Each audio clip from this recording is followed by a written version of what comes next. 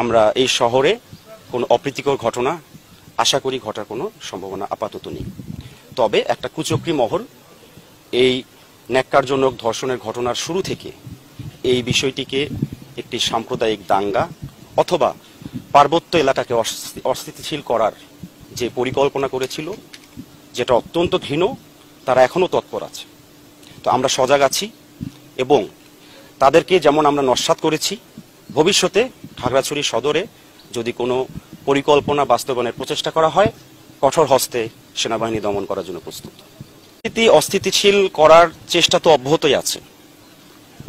আমাদের চেকপোস্ট, আমাদের regular patrolling, আমাদের অবৈধ অস্ত্র উদ্ধার অভিযান, সব কিছুর সমন্বয়ে আমাদের প্রচেষ্টা অব্যাহত আছে এবং ভবিষ্যৎ পরিকল্পনা আমাদের যারা অস্থিতিশীল করতে চায় তারা যত বেশি উচ্ছৃঙ্খল হবে, আমাদের পরিকল্পনা তত বেশি আরও ডিটেইল হবে, আরও অতিরিক্ত জনবল আমরা নিয়োগ করব এবং আমরা কোনোভাবেই পার্বত্য চট্টগ্রামকে অস্থিতিশীল করার যে প্রচেষ্টা কখনোই সফল হতে দেব।